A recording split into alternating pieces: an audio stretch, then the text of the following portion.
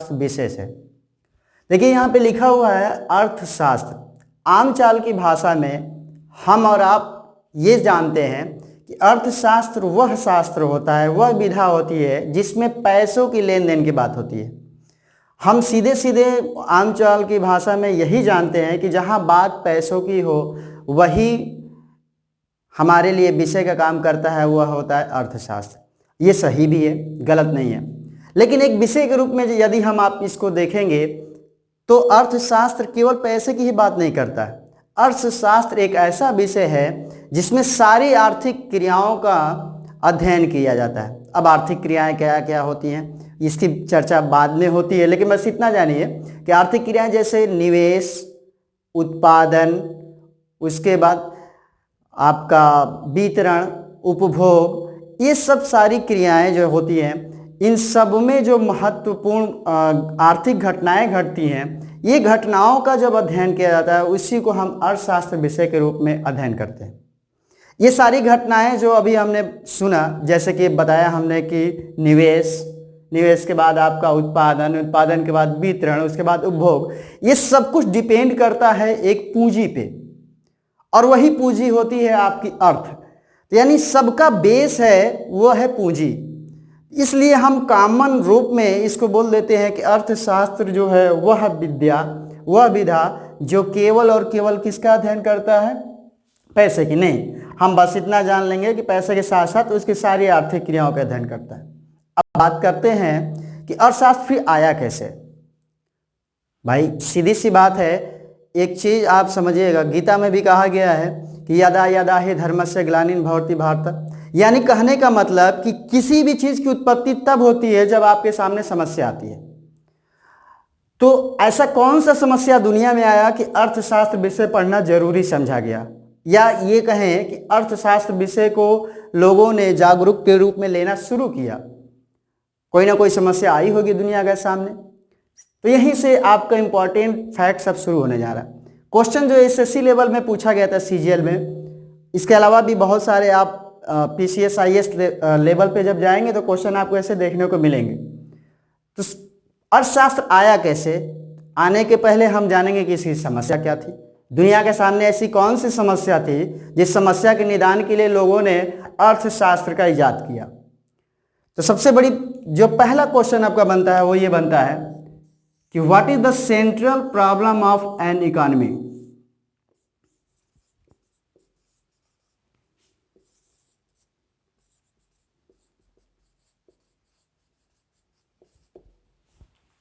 यानी कि एक अर्थव्यवस्था की केंद्रीय समस्या क्या है।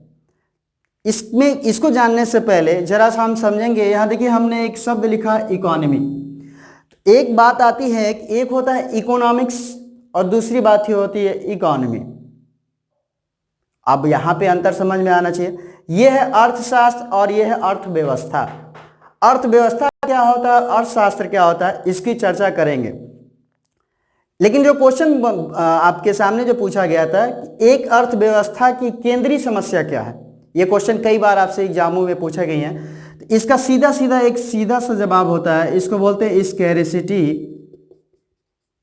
Of resources. इसका मतलब साधन दुर्लभता।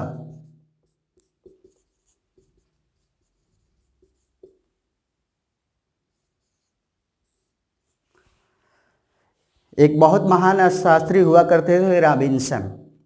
उन्होंने बताया था साधन दुर्लभता की, यानी अर्थशास्त्र की जो परिभाषा उन्होंने गढ़ी थी वो इसी स्कैरसिटी ऑफ रिसोर्सेज से गढ़ी थी, यानी साधन दुर्लभता से। सीधा मतलब कि हमारे सामने जो समस्या आई थी इस पूरे विश्व में वो आई थी साधन की दुर्लभता। इसका मतलब क्या है, ये एक लाइन में लिखा तो है, आपके ऑप्शन कहीं भी दिखाई देंगे तो यही दिखाई देंगे, साधन की दुर्लभता। यही एक अर्थव्यवस्था की केंद्रीय समस्या होती है, और इसी समस्या के लिए हम जो विषय का अध्ययन करते हैं वो पूंजी की करते हैं। साधन दुर्लभता का मतलब कि आपके पास कुछ सीमित संसाधन है और उपभोग की आपकी जो इच्छा है वो असीमित है, अनंत है। आपके पास साधन कम है और आपको उपभोग ज़्यादा करना है। तो आप ये कैसे करेंगे, मैक्सिमम यूटिलाइजेशन कैसे होगा, ये समस्या पैदा किया दुनिया के सामने। कि भाई अगर 10 किलो गेहूं है और खाने वाले जो है 20 लोग हैं और डिमांड जो है 20 किलो गेहूं की है, तो 10 किलो गेहूं को कैसे किस रूप में उसका वितरण हो कि सब जो है उपभोक्ता जो भी है वो समान रूप से संतुष्टि को पाए। इस बात को ध्यान में रखते हुए ही कहा गया इस तथ्य को कि साधन दुर्लभता, यानी इस दुनिया में जो भी संसाधन है, चाहे वो प्राकृतिक है चाहे वो भौतिक है, वो सीमित मात्रा में है। और सीमित मात्रा के लिए किस प्रकार से उसका उत्पादन हो, वितरण हो, उपभोग हो, उसकी आर्थिक क्रियाएं किस प्रकार से की जाए ताकि दुनिया कोई जो मांग है उसको संतुलित किया जा सके। और इसी बात की चर्चा के लिए जो पढ़ा जाने लगा, जो हम लोगों के सामने शास्त्र आया, वही शास्त्र बन के आया कि अर्थशास्त्र। अभी साधन दुर्लभता है, इसकी कैसी मात्रा बढ़ाया जाए, इसको कैसे रिसाइकिल किया जाए, इसका कैसे जो है सब्स्टिट्यूट निकाला जाए, ये सब बातें जो है निर्भर हो जाती हैं पूंजी पे। तो सबसे पहला आपका क्वेश्चन डिपेंड है कि अर्थशास्त्र आया कैसे, या अर्थशास्त्र की केंद्रीय समस्या क्या है। तो केंद्रीय समस्या है आपकी साधन दुर्लभता। रॉबिन्सन साहब ने इसको डिफाइन किया था। कभी जैसे मान लीजिए कभी क्वेश्चन पूछ भी दे तो आप ये चर्चा कर सकते हैं, लेकिन ऐसा कभी पूछा नहीं जाता। ये जरूर पूछा गया है कि what is an central problem of an economy. इसके बाद जो चर्चा हम लोग करेंगे इकोनॉमी और इकोनॉमिक्स का, दोनों में अंतर क्या है। तो देखिए, इकोनॉमी होता है जिसको हम लोग हिंदी में बोलते हैं अर्थव्यवस्था।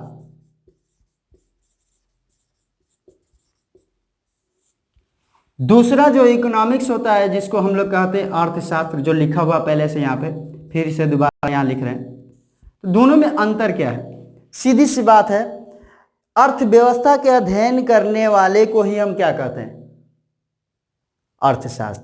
तो अर्थव्यवस्था का अध्ययन जो करे वही अर्थशास्त्र। इसके पहले हम कह रहे हैं कि जो पैसे का करे, जो आर्थिक क्रियाओं का करे, वो भी अर्थशास्त्र। तो फिर दोनों में अंतर क्या? अंतर कुछ नहीं है। अर्थव्यवस्था होती है जो एक सीमा में बंधी होती है, यानी एक निश्चित सीमा के अंतर्गत की गई सारी आर्थिक क्रियाएं। आर्थिक क्रियाएं क्या क्या होती हैं इसके पहले हमने बता दिया। जैसे आर्थिक क्रियाएं अगर पूछ दे, कभी कभी आपसे एग्जाम में ये भी पूछ सकता है कि इनमें से कौन सी आर्थिक क्रियाएं हैं या आर्थिक क्रियाएं नहीं है। तो देखिए, जो मेन आर्थिक क्रियाएं होती हैं वो होता है जैसे पूंजी का उत्पादन, सबसे पहला। और पूंजी का उत्पादन होगा तो फिर इससे क्या बनेगा? निवेश, इन्वेस्टमेंट, कैपिटल, कैपिटलाइजेशन। उसके बाद आपका बनेगा, निवेश के बाद क्या होता है? फैक्ट्री लगेगी, उत्पादन होगा।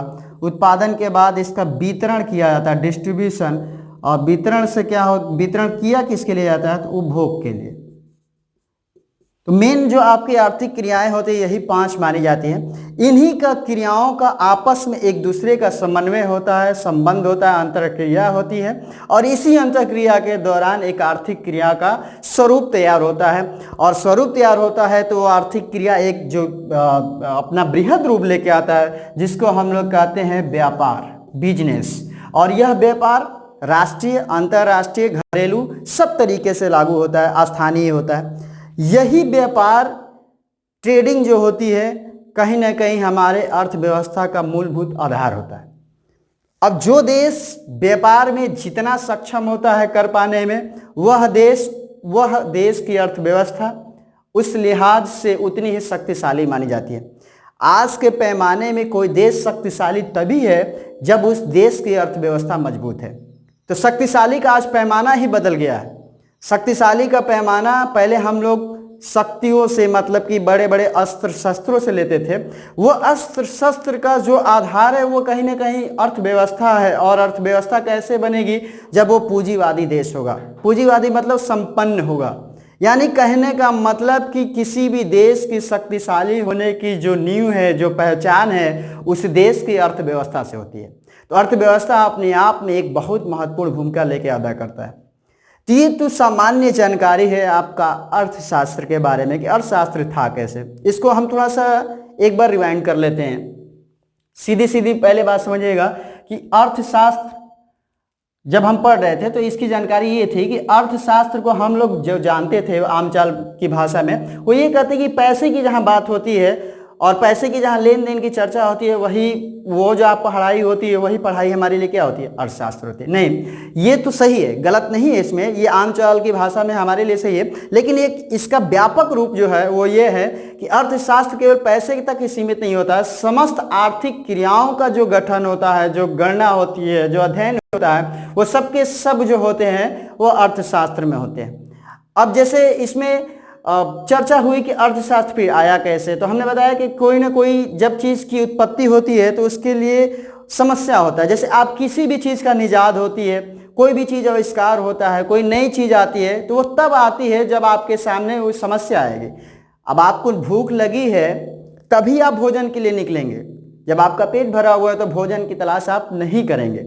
यानी कहीं ना कहीं इस विश्व के सामने एक समस्या आई और इस समस्या के लिए उन्होंने एक विषय निकाल के लाया जिसको कहते हैं हम लोग अर्थशास्त्र। तो क्वेश्चन जो पहला पूछा जाता है कि समस्या क्या आई थी, तो समस्या ये आई थी कि स्कैर्सिटी ऑफ रिसोर्सेस, साधन की दुर्लभता थी, साधन सीमित हैं, उपभोग आपकी अनंत है, इच्छाएं इंसान की बहुत आवश्यकताएं ज़्यादा हैं। तो ये सब जो है फैक्टर बना अर्थशास्त्र को जन्म देने का। तो सबसे पहला चीज़ ये, अब बात ये होती है कि आर्थिक क्रियाएं क्या होती हैं, तो हमने बताया कि पूंजी उत्पादन, निवेश, उत्पादन, वितरण, उपभोग, ये सारी क्रियाएं जो होती हैं आर्थिक क्रियाएं कही जाती हैं। और ये आर्थिक क्रियाएं जब किसी एक भौगोलिक सीमा के अंतर्गत होती है तो उस भौगोलिक सीमा का जो भी मालिक होता है उस मालिक का उसका अर्थशास्त्र व्यवस्था कहा जाता है। यानी कि जैसे भारत की जो भी भौगोलिक सीमा है उसके अंतर्गत ये जितनी भी आर्थिक क्रियाएं होंगी उसको हम लोग कहेंगे कि ये कैसी है, भारत की अर्थव्यवस्था है।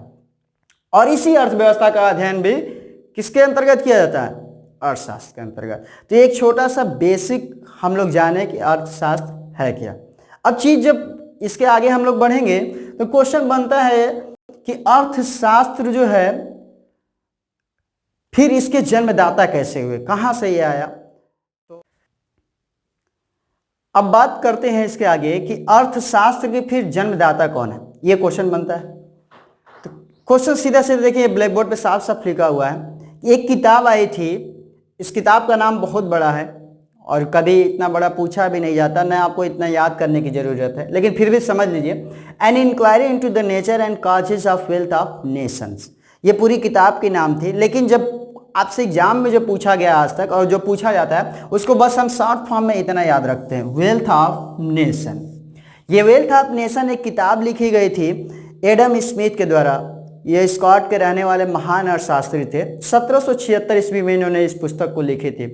इसी पुस्तक में जो बात हुई है वो अर्थव्यवस्था के आधार की हुई है और इसी पुस्तक के आधार पे एडम स्मिथ को जो है अर्थशास्त्र का जनक माना जाता है। तो एडम स्मिथ, जैसे बोला जाए कि अर्थशास्त्र के जनक कौन है, फादर ऑफ इकोनॉमिक्स, तो वो आपके हैं एडम स्मिथ साहब।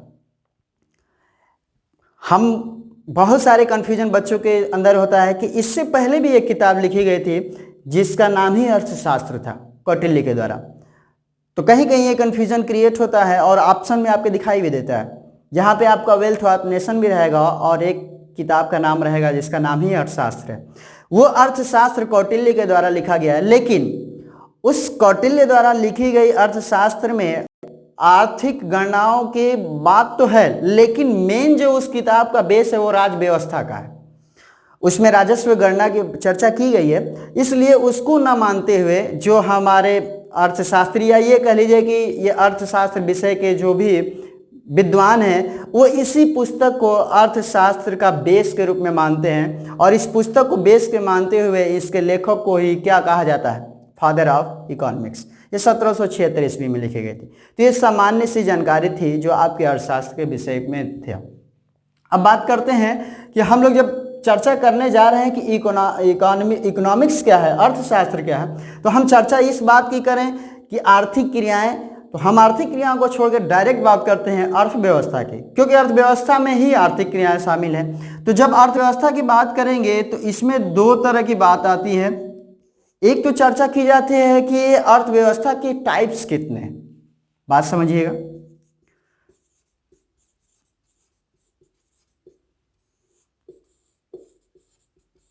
अर्थव्यवस्था के प्रकार, अब इसके दो आधार हैं। एक सामाजिक संरचना के आधार पर है और एक पूंजीवादी संरचना के आधार पर।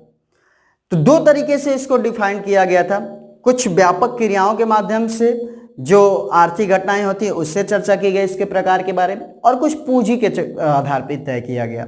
तो जैसे आप लोग जानते होंगे, आपकी अर्थव्यवस्था है भारत की, पाकिस्तान की है, श्रीलंका की, अमेरिका की, सारे देशों की अपनी अपनी अर्थव्यवस्था है। लेकिन वो अर्थव्यवस्था के अलग अलग आप नाम भी सुनते होंगे। जैसे आप कहते हैं कि भारत कैसी अर्थव्यवस्था है, तो कोई कहता है कि विकासशील अर्थव्यवस्था है, कोई कहता है मिश्रित अर्थव्यवस्था है। तो दोनों में अंतर क्या होता है जरा हम समझते हैं। तो अर्थव्यवस्था के प्रकार जो होता है वो तीन तरीके मतलब कि दो आधार पर डिसाइड होता है, जिसमें आपके तीन तरीके के दिखाई देते हैं। एक जो आपकी अर्थव्यवस्था होती है, वो पहली अर्थव्यवस्था वो कही जाती है पूंजीवादी अर्थव्यवस्था, कैपिटलिस्ट।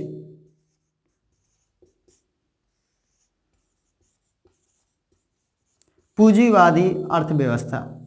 दूसरी जो आपकी अर्थव्यवस्था होती है उसको कहा जाता है साम्यवादी अर्थव्यवस्था या समाजवादी अर्थव्यवस्था।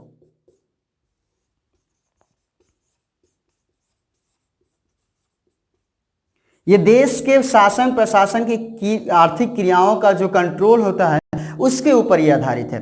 और तीसरी जो होती है जिसको कहा जाता है मिश्रित अर्थव्यवस्था, मिक्स्ड इकोनॉमी।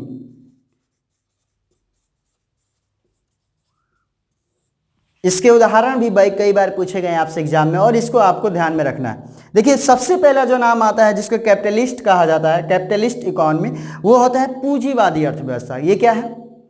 पूंजीवादी अर्थव्यवस्था वह अर्थव्यवस्था होती है जहां पे पूंजी का बोलबाला हो, यानी ऐसी अर्थव्यवस्था जिसमें जो सरकार की आर्थिक क्रियाओं का जो नियंत्रण होता है सरकार का, वो बहुत ही कम होता है या ना के बराबर होता है। यानी कहने का मतलब कि बाजार की जो भी आर्थिक क्रियाएं हैं, जो संगठन है, उस पर सरकार का जो नियंत्रण है या हस्तक्षेप है वो ना के बराबर होता है। यानी बाजार को खुला छोड़ दिया जाता है, वहां पे सब कुछ वर्चस्व किसके हाथ में होता है? पूंजीपतियों के हाथ में। किसी भी वस्तु की कीमत का निर्धारण बाजार के मांग और उत्पादन के परिणाम के स्वरूप होता है। सरकार का इसमें रोल बहुत कम होता है। और ऐसी अर्थव्यवस्था कौन सी कही जाती है? पूंजीवादी अर्थव्यवस्था।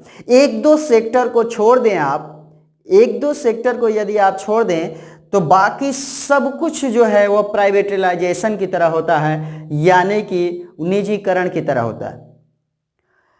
ये तरह अर्थव्यवस्था, देखिए ये अर्थव्यवस्था होती है पूंजीवादी अर्थव्यवस्था। दूसरा जो हमारा नाम लिखा है वो है साम्यवादी अर्थव्यवस्था। साम्यवादी अर्थव्यवस्था क्या?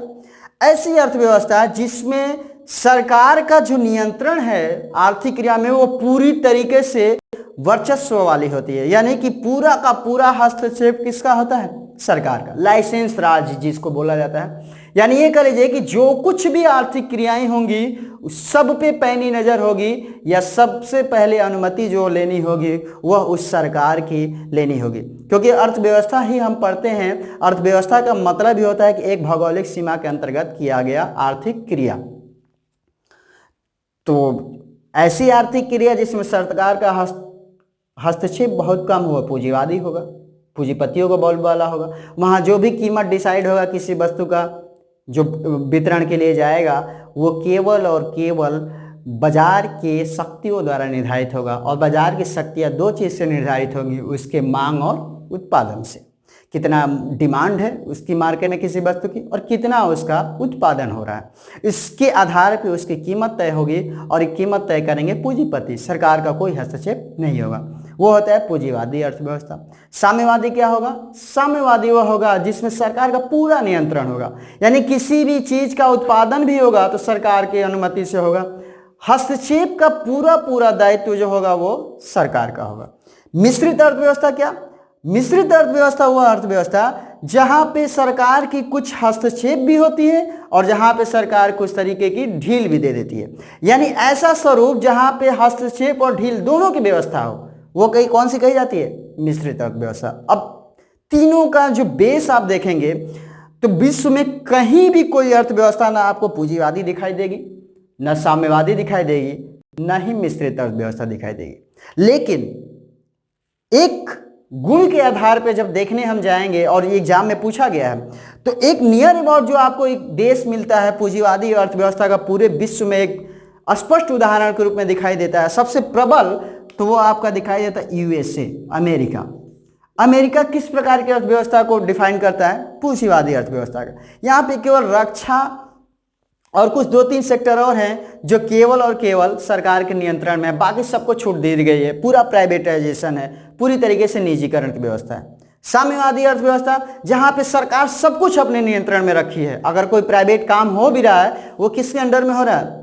गवर्नमेंट के अंडर में। और ये सबसे पहले जो पूंजीवादी साम्यवादी अर्थव्यवस्था जो आई थी वो आया था सोवियत संघ रूस का, लेकिन वो बाद में वो अपने आप को चेंज कर लिया। तो इस समय सबसे बेस्ट एग्जांपल जो इसका माना जाता है वो माना जाता है चाइना का। आपको मालूम भी होगा चाइना में ना यूट्यूब चलता है ना गूगल चलता है। चाइना की सब कुछ अपनी मीडिया से ले, यहाँ तक कि वहाँ का मीडिया भी गवर्नमेंट है, ग्लोबल टाइम्स।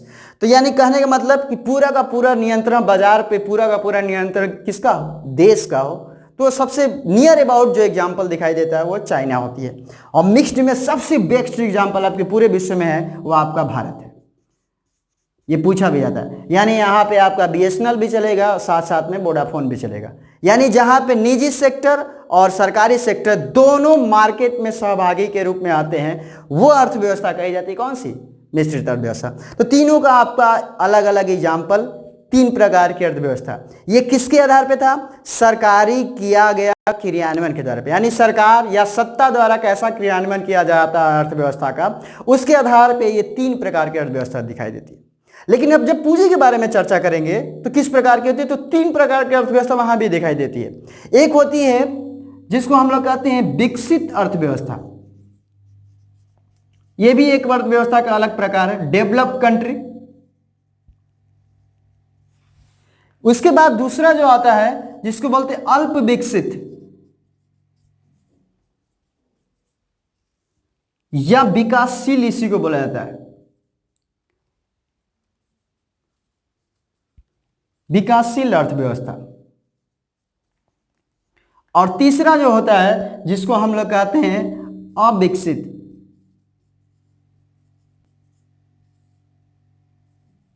अर्थव्यवस्था। ये तीनों का मतलब क्या है? देखिएगा, विकसित अर्थव्यवस्था सेम। अब देखिए यहां पे हम लोग जीवन शैली के बारे में चर्चा करेंगे। ये जो अर्थव्यवस्था का प्रकार है, यहां जो अर्थव्यवस्था के अंतर्गत जो लोग रहते हैं उनकी जीवन व्यवस्था कैसी है, उसके आधार पे ये आपका अर्थव्यवस्था का प्रकार हो गया। ये कैसे था? सरकार के द्वारा। तो अब यहाँ पे ये ऐसी अर्थव्यवस्था जहाँ के लोग की मिनिमम नीड जो है पूरी हो जाती हो, जहाँ पे रोजगार अपने चरम स्तर पे हो, या ये कहें कि हर उस व्यक्ति को काम मिल जाता है जो काम करने को क्या हो, इच्छुक हो, वैसी अर्थव्यवस्था कही जाती है विकसित अर्थव्यवस्था। यानी ऐसे अर्थव्यवस्था जहाँ के प्रत्येक नागरिक को उसकी बुनियादी जरूरत जैसे शिक्षा, रोटी, कपड़ा, मकान, ये सब कुछ उसको आसानी से उपलब्ध हो, वह अर्थव्यवस्था कही जाती है विकसित अर्थव्यवस्था। यानी जहाँ पे रोजगार अपने चरम सीमा पे हो, बेरोजगारी कहीं भी होती है लेकिन चरम सीमा की बात मतलब मैक्सिमम हो। और विकसित या विकासशील, विकासशील का मतलब वह देश या वह अर्थव्यवस्था जो विकसित होने की ओर दौड़ रहा है, उसको हम लोग क्या बोलेंगे? विकासशील अर्थव्यवस्था। और विकासशील अर्थव्यवस्था में भी लोग जूझ रहे होते हैं किस चीज के लिए? रोजगार के लिए। लेकिन यहाँ पे जो गति होती है अर्थव्यवस्था की, वो हमको बहुत अच्छी दिखाई देती है, स्पष्ट दिखाई देती है। किस तरह की दिखाई देती है कि वह देश विकसित होने की होड़ में है या बनना चाहता है। उसके अंदर जो क्रियान्वयन आर्थिक क्रियाएं हो रही हैं वो बहुत अपने सुचारू रूप से हो रही हैं, और आने वाले समय में वह देश अपने आप को विकसित बना लेगा। वैसी अर्थव्यवस्था कौन सी कही जाती है? विकासशील। यहाँ पे दोनों चीज चलती है, यानी बहुत संपन्न और बहुत गरीबी, दोनों चलती है। लेकिन अविकसित जो देश होता है ये पूरी तरीके से गरीबी में होते हैं। ऐसे लोग जिनको अपनी जरूरत के हिसाब से एक बेसिक नीड भी नहीं पूरी हो पाती, वह देश या वह अर्थव्यवस्था जो कही जाती है अविकसित कही जाती है। यानी कहने का मतलब कि वहाँ विकास क्या है? हुआ ही नहीं, किसी ने प्रयास भी नहीं किया या प्रयास भी नहीं हो रहा, पूंजी का किसी प्रकार का कोई सृजन होने का कोई संसाधन ही नहीं दिखाई दे रहा, वो व्यवस्था कही जाती है अविकसित अर्थव्यवस्था। अब बात करते हैं कि देखिए विकसित अर्थव्यवस्था, अविकसित और विकसित। अब इन तीनों का उदाहरण के रूप में अगर आप देखना शुरू करेंगे तो बहुत सारे आपको देश दिखाई देंगे, लेकिन जैसे अमूमन कहा जाता है विकसित अर्थव्यवस्था, जैसे जापान, कनाडा, अमेरिका, ये सारे विकसित देशों में आते हैं। इसलिए आते हैं क्योंकि वहां के नागरिक संपन्न हैं मैक्सिमम। अल्प विकसित विकासशील का सबसे बेस्ट एग्जांपल आपका भारत है, जहां पे बहुत सारे संपन्न हैं और बहुत गरीब हैं। यानी मुकेश अंबानी भी हैं जो विश्व के कई उद्योगपतियों, पूंजीपतियों या अमीर व्यक्तियों में शामिल हैं, और यहाँ एक छोटा सा गरीब भी है जिसको एक घर तक भी नसीब नहीं है। ऐसी अर्थव्यवस्था है आपकी कौन सी? विकासशील अर्थव्यवस्था, जहां संपन्नवादी और निर्धनता दोनों एक साथ चलती है। और तीसरा अविकसित, यानी यहाँ के लोग ही गरीब हैं, कुछ नहीं हो रहा है। ये तीनों के तीनों अर्थव्यवस्था का पैमाना होता है, वो होता है उनके नागरिकों के रहन सहन के आधार पे, और ये जो होता है ये सरकार द्वारा कैसी आर्थिक क्रियाएं की जा रही हैं। तो भाइयों और मित्रों, आज का जो क्लास था वो अर्थव्यवस्था का बेसिक परिचय था, और मैं आपको विश्वास दिलाता हूं कि अर्थशास्त्र हम लोग इस तरीके से पढ़ेंगे, चाहे वो किसी भी लेवल का एग्जाम हो, एक छोटे स्तर से लेकर बड़े स्तर तक समझ में सब कुछ आना चाहिए। क्योंकि सीधी सी बात है, कोई भी विषय यदि आप पढ़ रहे हैं उसका अगर आपके व्यवहार से जोड़ के पढ़ाया जाए तो आपके लिए उतना ही सरल होता है और समझने में भी उतनी आसानी आपको महसूस होती है। ये आज जितना भी चीज़ पढ़ा, मुझे पूरी तरीके से उम्मीद है कि आपको हर चीज़ स्पष्ट समझ में आई हो। फिर भी यदि कोई इसमें अगर आपको कमी महसूस हो तो आप कमेंट बॉक्स में इसको लिख सकते हैं। ये आपको वीडियो कैसा लगा, इसको सब्सक्राइब करिए, लाइक करिए। लेकिन इसके बाद जब हम चर्चा करेंगे, वो अर्थव्यवस्था अभी यहीं पे बेसिक खत्म नहीं होती है। इसके बाद अर्थव्यवस्था के कुछ और पहलू हैं जिसको हम लोग अगले वीडियो में देखेंगे। बहुत बहुत धन्यवाद।